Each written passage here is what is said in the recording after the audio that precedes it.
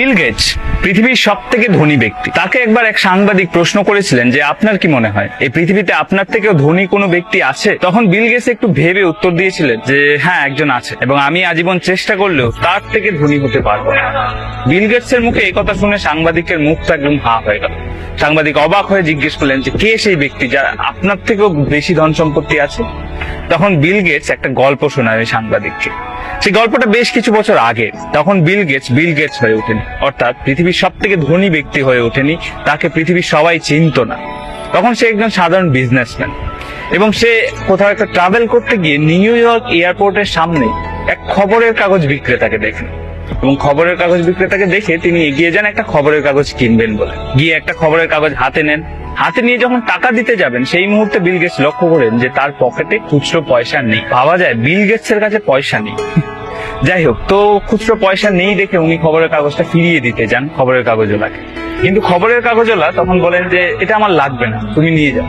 বলছে না না, আমার কাছে পয়সা নেই। বললো ঠিক আছে, পয়সা লাগবে না, এটা আমার তরফ থেকে তোমায় গিফট, তুমি নিয়ে। তো বিল গেটস প্রথমে রাজি না হলেও পরে ওই খবরের কাগজটা নিয়ে নেয়, এবং উনি ওনার ফ্লাইট ধরার জন্য এয়ারপোর্টে ঢুকে যায়। তার বেশ কিছু বছর পর কোইন্সিডেন্টলি আরো একবার নিউ ইয়র্ক এয়ারপোর্টের সামনে বিল গেটস ওই খবরের কাগজ বিক্রেতাকে দেখতে পায়, এবং দেখতে পেয়ে এগিয়ে যায় আরো একটা খবরের কাগজ কিনবে বলে। কিন্তু এবারও খবরের কাগজটা হাতে নিয়ে কোইন্সিডেন্টলি হাত দিয়ে দেখে পকেটে এনাফ পয়সা নেই। তখন উনি খবরের কাগজওয়ালাকে বলেন যে দুঃখিত, এবারও আমার পকেটে পয়সা নেই। তখন বিল গেটস খবরের কাগজটা আবার রেখে দিতে যান, কিন্তু খবরের কাগজওয়ালা বলেন যে এটা তুমি নিয়ে যাও। বিল গেটস বলে যে না না, এটা আমার পক্ষে গ্রহণ করা অসম্ভব।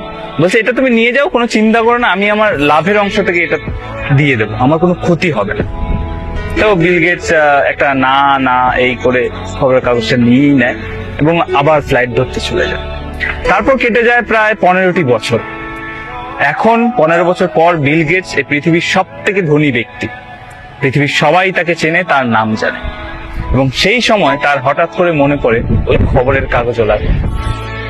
মনে পড়ার সাথে সাথে উনি খোঁজ শুরু করেন ওই খবরের কাগজ। এবার বিল গেটস, ওনার কাছে তো সোর্সের অভাব নেই, তো প্রায় 1.5 মাস খোঁজাখুঁজির পর উনি ওই খবরের কাগজওয়ালার অ্যাড্রেস বের করতে পারেন। এবং অ্যাড্রেস বের করার পর বিল গেটস নিজে ওই খবরের কাগজওয়ালার বাড়িতে যান। বাড়িতে গিয়ে ওই খবরের কাগজওয়ালার সাথে দেখা করেন। খবরের কাগজওয়ালার এখন অনেকটা বয়স হয়েছে, তো উনি জিজ্ঞেস করেন ওই বৃদ্ধকে যে আপনি আমাকে চেনেন?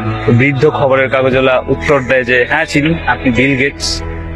তখন বিল গেটস বলেন যে আপনার কি মনে আছে আপনি আমাকে একবার সাহায্য করেছিলেন, এয়ারপোর্টে একটা খবরের কাগজ দিয়েছিলেন এবং কোনো পয়সা নেননি? তখন ওই বৃদ্ধ লোকটি হেসে বলে হ্যাঁ আমার মনে আছে, একবার নয় আমি তোমাকে 2বার খবরের কাগজ দিয়েছি বিনামূল্যে। তখন বিল গেটস বলে যে আমি আপনার ওই দিনে সাহায্য ফিরিয়ে দিতে চাই। তখন ওই বুড়ো লোকটি হেসে ফেলে, সে বলে যে তুমি কি ভাবছো, আমি সেদিন তোমাকে যে সাহায্যটা করেছিলাম আর আজ তুমি এখানে এসে আমাকে যে সাহায্যটা করবে সেটা কি সমান? বিল গেটস বলল কেন নয়?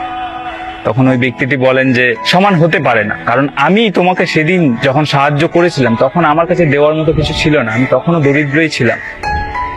কিন্তু এখন তুমি যখন আমাকে সাহায্য করতে এসছো, তুমি এই পৃথিবীর সব থেকে ধনী, তোমার কাছে সমস্ত কিছু আছে দেওয়ার মতো, এটা কখনোই সমান হতে পারে না। সেদিন বিল গেটস বুঝেছিলেন যে এই পৃথিবীতে শুধু টাকা থাকলেই ধনী হওয়া যায় না, বরং সত্যিকারের ধনী ব্যক্তি সেই যার কাছে কিছু না থাকা সত্ত্বেও নিজের সামর্থ্য অনুযায়ী মানুষকে সাহায্য করে, মানুষকে বিলিয়ে দেয়। এই গল্পটা সাংবাদিককে শোনানোর পর বিল গেটস বলেছিলেন যে সেদিন আমি বুঝেছিলাম আমি এই পৃথিবীর ধনী ব্যক্তি কখনোই হতে পারবো। এই পৃথিবীর সব থেকে ধনী ব্যক্তি সেই যে নিজের কাছে কিছু না থাকা সত্ত্বেও মানুষকে সাহায্য করতে পিছপা হয় না।